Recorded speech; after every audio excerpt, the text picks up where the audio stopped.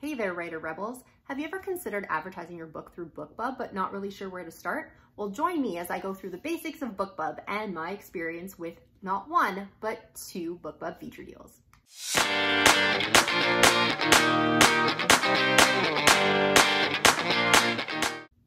Hello everyone. My name is Scarlett Kol and I am a YA author, storyteller, and YouTuber. And I am here on Thursdays to talk about writing and publishing. Welcome to my channel. On occasion, I will add a vlog or extra post, but typically it's Thursdays where I'm releasing my content if you are interested in subscribing. If you are interested in subscribing, you can hit that red subscription bar and the notification bell, and they will let you know every time I have a new video. All right, so I got a lot to say in this one, so we're just gonna get right to it. BookBub. This is one of those things that if you've been an author in any sort of capacity that you've probably heard that name somewhere before. I also get it on ads on my computer when I'm on Hotmail or anything like that. So I'm sure you've heard the name before, and if you haven't, well, welcome to BookBub 101. Basically what BookBub is, it is a website that features deals on various books, both indie and traditional books. So there's a couple of different ways to advertise with BookBub, and basically, this video is going to talk about the feature deals. So what exactly can you do with BookBub? Well, BookBub has a website where you can create a site as a reader or as an author. And if you are an author, you can list your books. People can leave reviews and all that kind of stuff, kind of a little bit like Goodreads. And if you review books, then everybody who follows you will get your review. And if you are an author, and I believe you have over 1,000 followers, every time you have a book come out or come out on pre-order, they will automatically send an update to all of your followers letting them know that this has become available, which can be a huge marketing tool and is absolutely free for you to do. If you are an author, I would suggest getting started on BookBub just to at least get that site set up and ready to go. One of the other things you can do with BookBub is that they also have CPC or cost per click ads or pay per click ads. These are the same thing as like your Facebook and AMS ads through Amazon that you can use to advertise your book and just pay when people are clicking through, and hopefully you are converting that into sales. There are some nuances between BookBub CPC ads versus Facebook versus AMS, but I'm not going to get into that today as that's not what the biggest thing that BookBub is known for. What they're mainly known for is something called the BookBub feature deal. And what a feature deal is basically you apply with your book and you let them know that you would like to put your book on sale or set your book as free, and that you would like them to put it into their curated newsletter to send out to all of their followers. There is a cost associated to getting a feature deal if you are selected, and it will depend on what genre and category that you're in, as the size of the newsletter subscribers is going to drive that price, as well as which countries you're going to be featured in, which I'll discuss a little bit later. So you might be asking yourself, why would you put yourself through a process of being selected just so you can pay to advertise? Well, the reason for that is because it works. This is not any sort of guarantee that you are going to have success with a BookBub if you were to get them, but more often than not, authors are very successful with BookBub deals. They get a whole lot of exposure, as well as it could be lots and lots of sales, depending on how many books they have out, how they structure their sale, and all those sorts of things. And I will discuss some of those points as we move on through the video. So basically back in January, I got my first BookBub feature deal. It was an international deal. And so basically there's 2 separations between feature deals that you can get. There's a US feature deal, which is just like it says, it just goes to the US market. And then there's an international deal, which is essentially the UK, Australia, Canada, and anybody else that is outside of the US.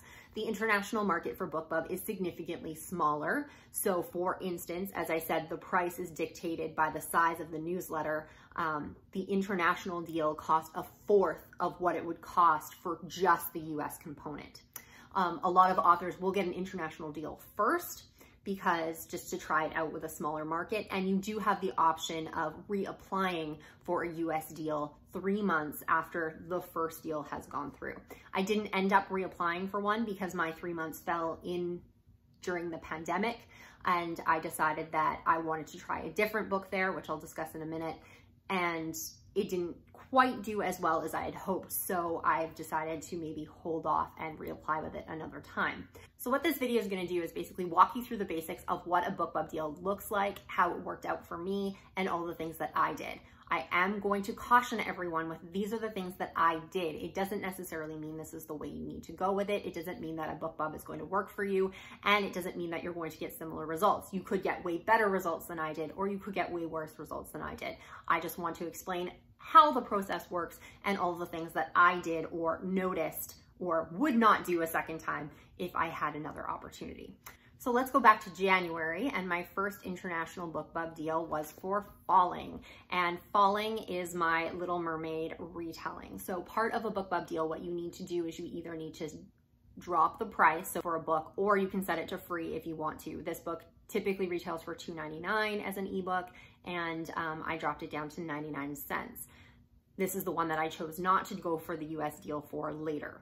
The reason I decided not to do that is in April, I got another international BookBub deal for Mercury Rises. I also set Mercury Rises to 99 cents, and it did not do as well as this book. However, in theory, it probably should have. If you take a look at the thickness of these books, obviously Mercury Rises is a little bit more bang for your buck, and it was dropping from about $4.99, so you are saving a lot more money. This book also has like 10 times the amount of reviews as this book does. So I would suspect that this book also sells better typically. So I would suspect that this book would do better. By going into a pandemic, the sales of books have definitely suffered a little bit, as well as this book has to do with a virus. So there was a couple of ways that this could go. It could either be a complete smash because people are interested in reading virus material during a pandemic, or it was going to be a complete failure. Based on the results that I did get on this, I did okay, but not quite as good as this one. So I am going to take that information out of my study just because I'm really not sure how much the pandemic impacted that, or if that was just going to be the way it was going to be. So I'm going to talk mainly more about this one. Also, the difference between these two books is this one is self-published, and this one is actually through a small press. So I had a lot more control and a lot more visibility on sales with the self-published one. So it's a lot easier for me to talk about BookBub as well. So anyways, I applied to BookBub with this book. It actually only had 2 reviews at the time, and a lot of people will probably be really shocked that I did manage to get a BookBub that quickly. Some things that I think that contributed to that, however, I do not know this for a fact, so do not take this as gospel, but I think some of the things that contributed to the fact that of me getting that international BookBub was the fact that it is a fairy tale retelling, which is quite trendy right now, so that does tend to work well. I think the cover is very nice. Personally, I like it. It's not totally on trend because most of the fairy tale books do have the girl in the pretty dress on it, but it does kind of fit in with that sort of dreamy kind of fairy tale look to it. I also put into my comments that I was interested in any date available. I didn't have a particular day that I wanted to put it on sale, so I was flexible on dates, which is very helpful because they can slot me in wherever they want. I said I was flexible on category as well. I did submit this as a young adult entry, and they did put me in young adult, but had they wanted to put me in, let's say, paranormal or fantasy, that would have been okay as well. And then the other thing that I think definitely helped with this is I noted that I had just gone wide with this book. This book had been in Kindle Unlimited until December, and then I went wide with this right at the end of December, beginning of January. So I noted that this book was wide, which meant it was a brand new book to any platform other than Amazon and those readers. Plus, the second book in this series, Dreamer, which is right here, had also just been released or was releasing a week after I had submitted for the BookBub. So I think the fact that I had new books coming out in that series, as well as the fact that the book was wide, definitely helped me out. I've heard a lot of people complain that books that are in Kindle Unlimited do not get BookBub deals quite as often, or it's a lot harder to get a BookBub deal. I do not know the truth behind this.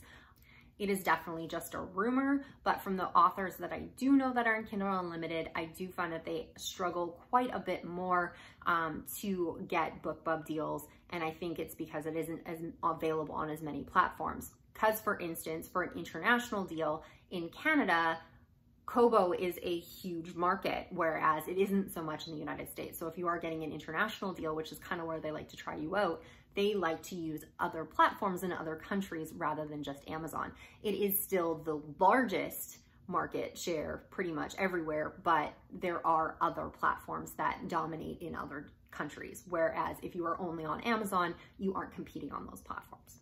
But that aside, if you are in Kindle Unlimited, it doesn't stop you from getting a BookBub deal. I say apply and apply again. I believe you have to wait 6 weeks if you apply and are denied, but you can and that's for a specific title, so you can always rotate through your backlist and just keep applying until you get a deal if that's something that you want to do. Anyhow, so I was given a deal on a Monday. So what I wanted to do was I wanted to try and make the most out of it, but I didn't want to spend a huge amount of money in case it was a flop.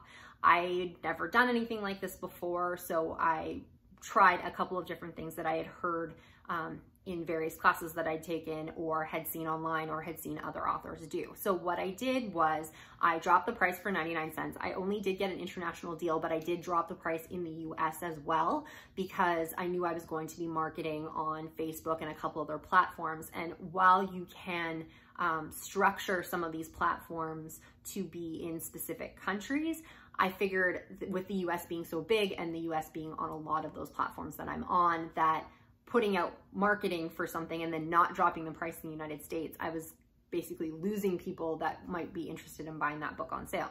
So I did drop the price worldwide for that amount of time. When you get a deal, BookBub will ask you how long you're going to keep the book on sale. I did keep it on sale for a week, and I actually dropped the price a couple of days before the BookBub was set to run. One of the things they do warn you about if you get selected for a BookBub, and I've heard horror stories of having this happen, is you've told them a specific price that it's going to be on all the particular platforms that there are.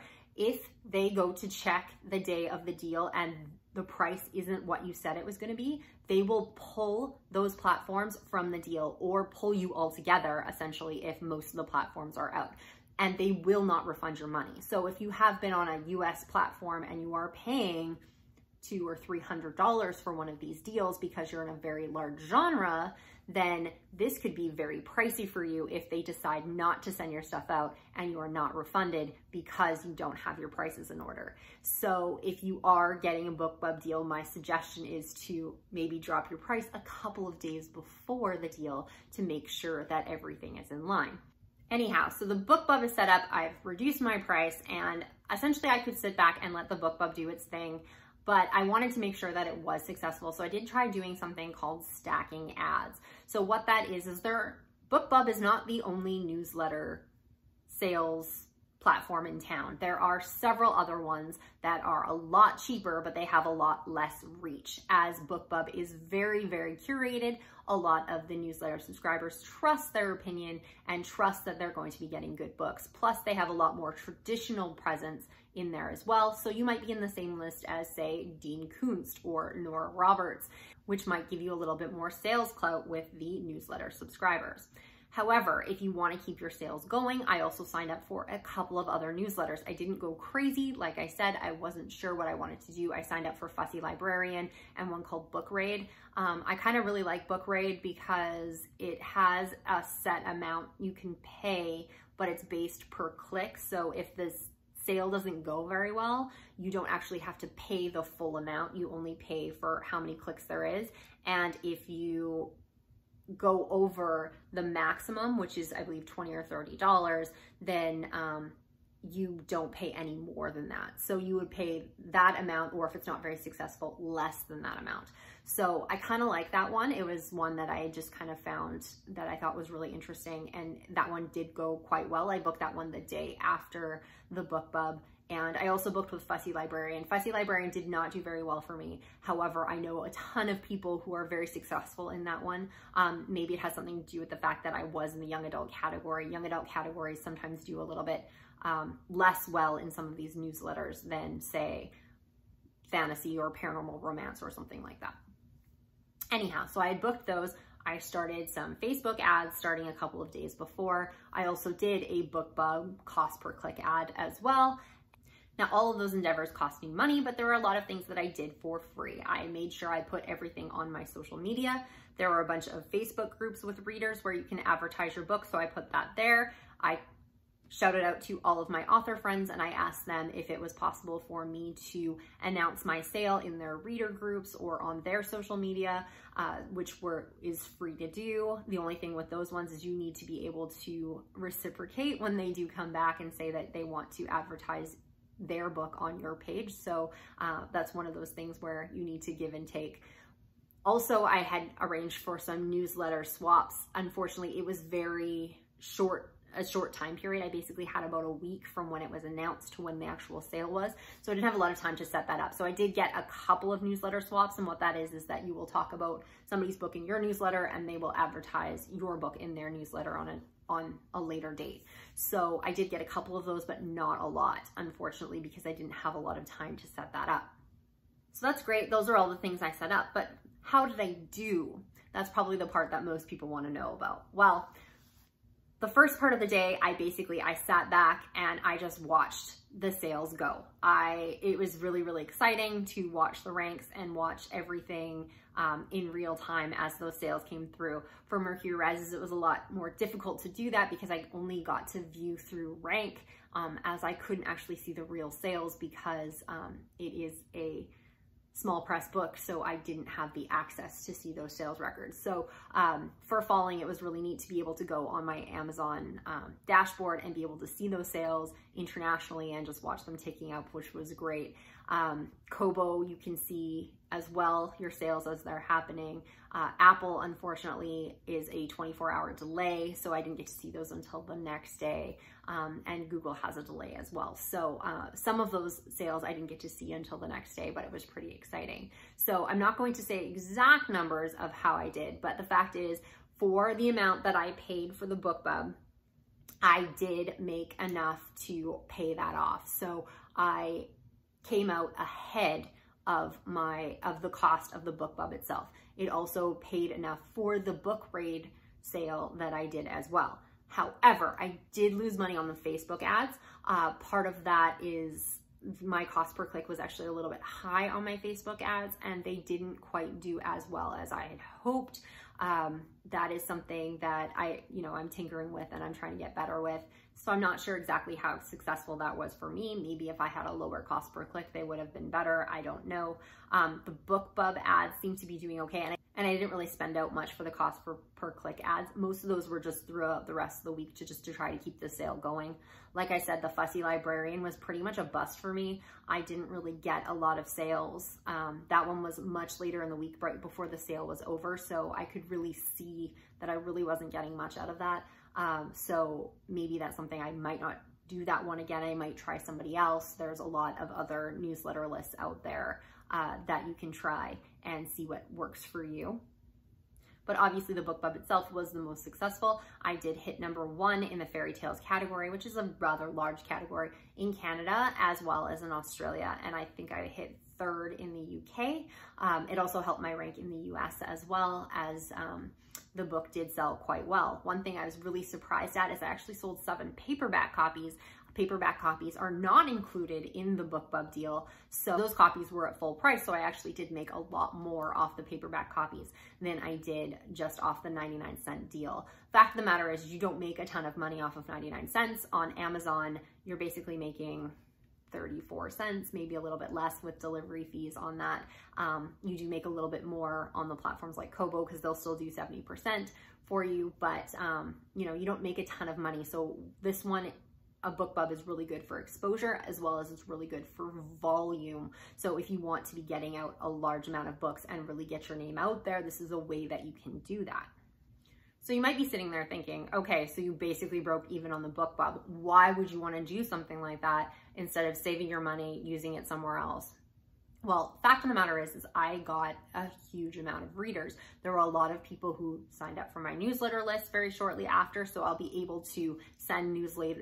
send newsletters to them later about my new books and everything that I have coming up. I also did notice that there were a few book bloggers that picked my book up because it was in BookBub. So I ended up getting exposure in a lot of different blog posts and on social media about people who had bought this book who probably wouldn't have bought it otherwise. So I was getting exposure outside the BookBub where these bloggers and reviewers were talking about my book, even though I didn't have to go after them to do that. It was just something that they did because they had picked it up and thought it was interesting and clicked on it in the BookBub newsletter. So that was definitely beneficial for me as I had a lot of press from it that I hadn't been expecting. The other benefit to this, and this is something that a lot of authors will definitely want to get BookBubs for, is something called the tail. So basically the concept of a tail is if you've ever read an author's books that you really, really enjoyed, what's the next thing you do? You go and check out other books that they have. Also, if that book is the first book in a series, then if you were really hooked into that series, you're going to want to read the rest of those books. In this case with Falling, I had Dreamer that had recently just come out. My series is a little bit different in the fact that these books are actually standalone but take place in the same world. So you don't actually have to read the second book to understand the first book or anything like that. But in the following weeks, Dreamer was selling a whole lot better than I had expected. And I believe it's probably from the fact that a lot of people bought that first book. I have a link at the end of that book to buy Dreamer. So hopefully they were reading all the way through. If you have a series that's a lot more dependent on the other books, then it can go a whole lot further, especially if you're not discounting those books. So everybody who bought Dreamer bought it at full price. So I was making full royalties off of that from the deal of selling Falling at 99 cents. If you have a long series, let's say you have 5 books in a series and they're all highly dependent, you can hook people in that first one, then you might sell your book for 99 cents or you might have it up as free and just giving that book away. So you're paying for a BookBub feature to give away your book. But in those cases, you might have 3,000 to 4,000 downloads if you have a USA featured deal. So let's say you have 3,000 to 4,000 downloads. If even like 10% of those people decide to read all the way through and they're buying books 2, 3, 4, and 5 at full price, you are making so much more money back off that tail than you are off the actual deal itself.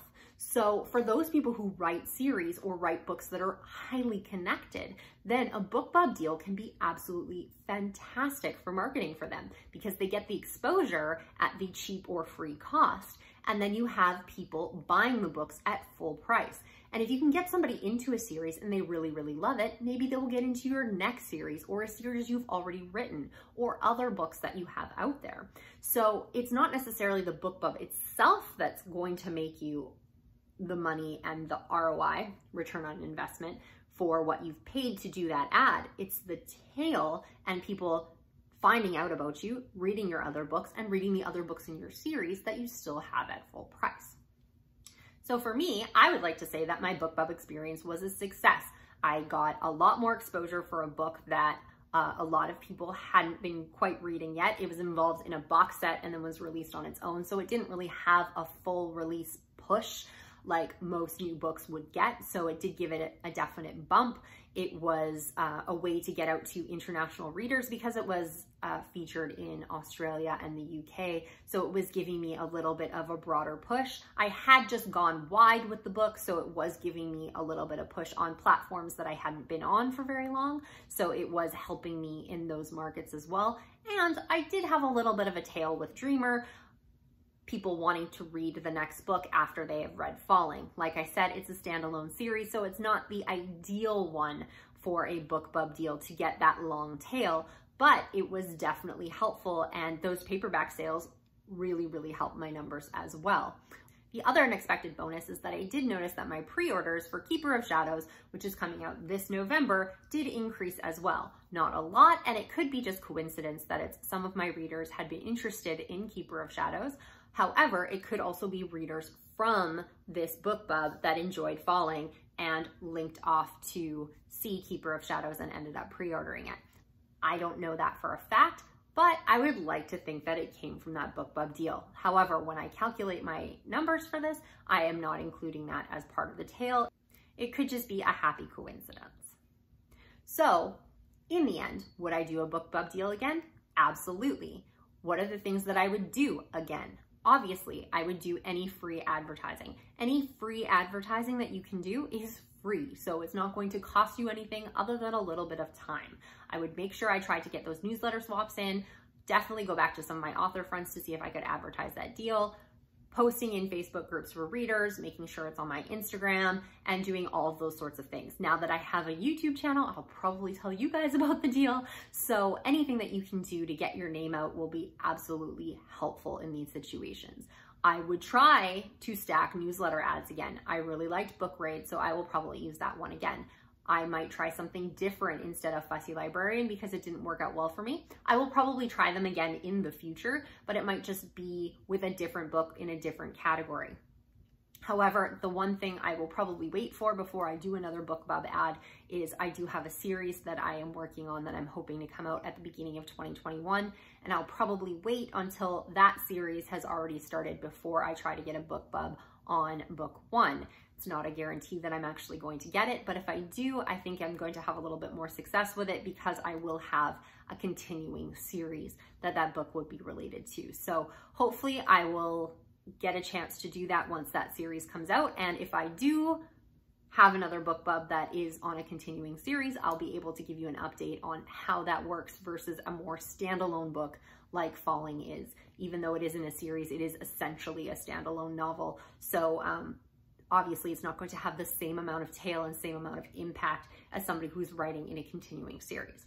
So hopefully that gave you some of the basics on how BookBub works, what my BookBub experience was, and some tips on how to run your own BookBub campaign should you be successful enough to get one. If you do have any specific questions, please leave them in the comments below and I will make sure to answer them. If I haven't answered your questions fully and you need another video on this, I will definitely be interested in doing that.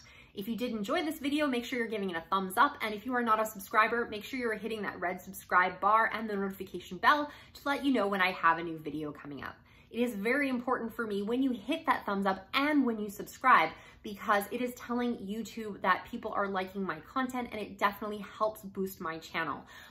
Boosting my channel will help me get more subscribers. Getting more subscribers make sure that more people will see my videos, and YouTube will start recommending them to people, as well as building the community and allowing other people to ask questions and help dictate the content that I'm creating for you guys. As always, this channel is for you, so if there's anything you ever want to know about, please make sure that you're leaving that in the comments below, and I will make sure to get that into the program. So thank you very much for watching. Thank you for anybody who did buy my book during the BookBub or did buy Mercury Rises during the most recent one. And if I do have another chance to get a BookBub on a continuing series, I will be sure to do a follow-up video. So thank you very much, and I will see you all next week.